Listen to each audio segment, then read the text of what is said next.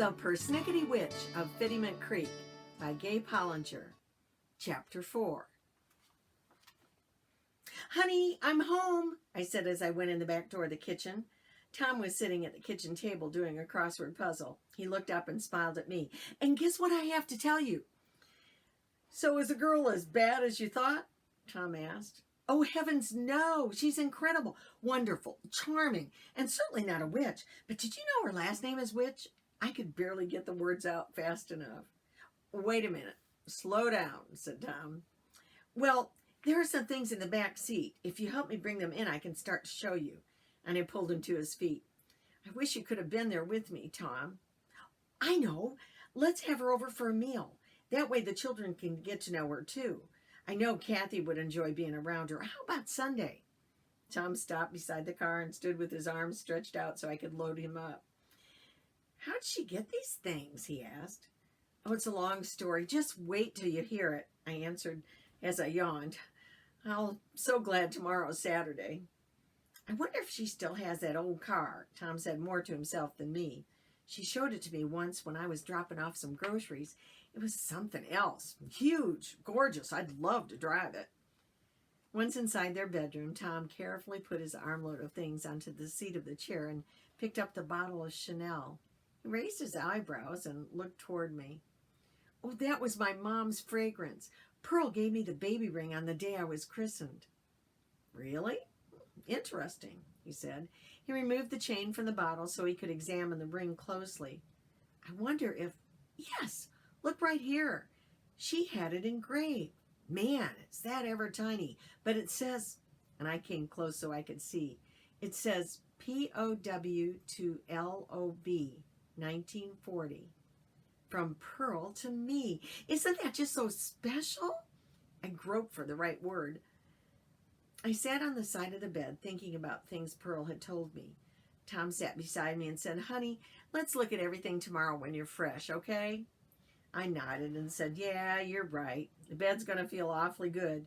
Would you put the Chanel on the dresser and the chain and the ring? I want to know exactly where they are in the morning." Tom had gone into the bathroom, so I removed the bed covering and laid down. My head sank into the comfort of the pillow, and I guess I drifted off because the next morning my shoes were off, but I was still wearing the sundress. I stretched and yawned and wondered what day it was. Oh, yeah, Saturday. Thank goodness. I could hear Tom downstairs singing very off-key with Nat King Cole on the radio. It smelled coffee and bacon. I yelled downstairs, "Hey, honey, do I have time for a shower?" He danced over to the bottom of the stairs with Kathy riding on the tops of his feet, holding on for dear life. "Yeah, sure. I'll start the pancakes in 5 minutes. How about that?" he said as he and Kathy twirled through the hallway back towards the kitchen. After my shower, I stood in front of the mirror and noticed that there was a chain around my neck. What's this?" I wondered out loud. I looked closer and saw the tiny ring. "I got myself a honey of a hubby," I thought. I loved the mornings that Tom cooked. He went all out and even had warmed up the syrup. A huge stack of pancakes sat in the middle of the round table and all the accompaniments along the outside. I immediately went over to him, hugged him, and kissed him and whispered something in his ear that made him turn bright red. Kathy got embarrassed and giggled. Jameson stuffed more pancake into his mouth. I just knew he was going to be a sticky mess, so I kissed his forehead and patted his tummy when I went past him. "Good morning, little man," I said to him. "You're certainly enjoying that pancake." "Hey, Kathy with the C, look what Pearl gave me on the day I was baptized." I bent over to her gently and pulled the ring up close so she could see it. "Oh, Mama, it's so little and beautiful," Kathy whispered. "What else did you get?" "Well, the best thing that I got was memories. Memories of my own mother, your grandmother, and photo albums and some things that I brought home that I'll show you later, okay? Let's eat. I'm starving. Pass the stack, Mac." After breakfast, Kathy and I were dusting the things in the living room, and she said, "Mama, are we going to do something fun with Daddy today?" Well, I hadn't talked to Daddy yet, but I thought maybe we'd go on a picnic and play in Fiddyment Creek at the little sandy shoreline. We hadn't heard Tom come in from the house from mowing the lawn, but he leaned against the doorway and said, "Sure. with one condition, only if we can take the inner tubes and float downstream a little and make a sandcastle. Right, buddy? Tom directed that question toward Jameson. We hurried to finish the house chores so we could go. Tom got the kids ready while I put the things in the picnic basket and grabbed some things we'd probably need, including a plastic bucket and shovel for Jameson. Kathy sang "Row, row, row your boat," and it didn't take long for all of us to join in the rotation and sing at the top of our lungs. I think we must have been quite a sight driving down the tree-lined street, across the square, around the square, through town, and ending up where the locals would go to swim and play on a hot summer day. A few years back, somebody had made a sign that said, "Put shoes here," and so we did. "Hey, there's Mr. McGuire's car!" We heard a voice yell, and then 4 of Tom's high school students appeared, kicked their shoes and flip-flops off at the sign, grabbed Jameson and Kathy, and ran into the creek and played and splashed and teased and laughed. Our kids remembered this bunch from last summer when one of the girls had given Jameson swimming lessons. He was like a little fish and kicked and dog paddled from student to student. I was all settled on a blanket with my book, but I kept thinking about Pearl, my mother, and the things we had talked about the night before. So I put my book away, watched the kids frolic in the water. Tom came out of the water and sat in the sand and piled sand in a bucket. Jameson waddled out of the water and sat down with a squishy sound. "Hey, come on, let's go to the rope swing," said one of the teens. "Can we take Kathy and Jameson?" "No, not today," I answered. "You guys go on and have fun. I think we'll have lunch while you're gone. I got extra cookies for you when you come back."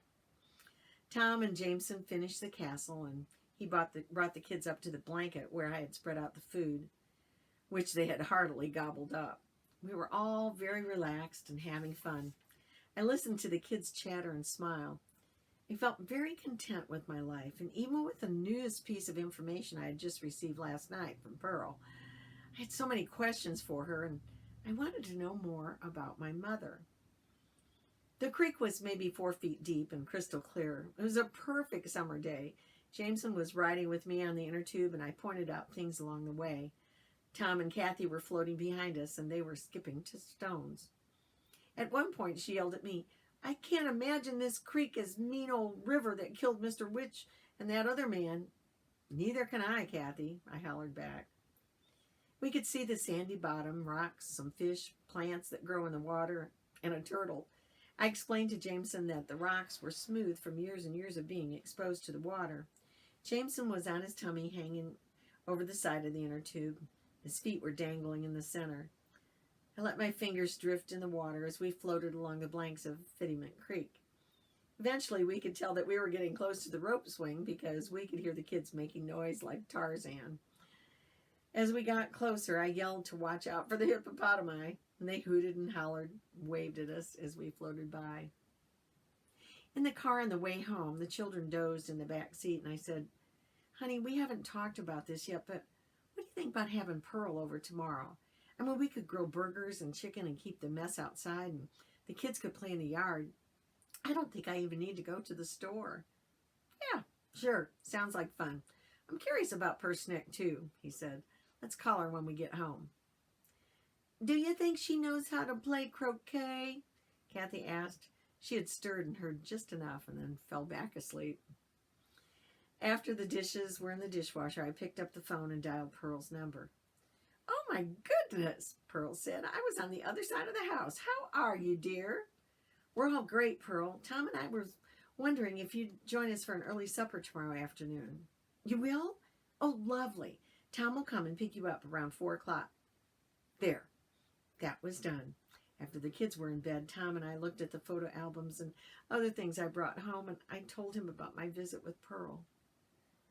"Do you know why your dad left in such a hurry?" Tom asked. "No, I don't," I answered, "but I bet Pearl does."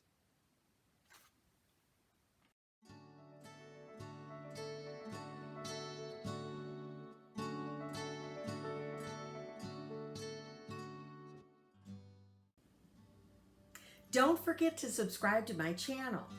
And remember, the Principal Grandma says, you'll never know what comes next until you turn the page.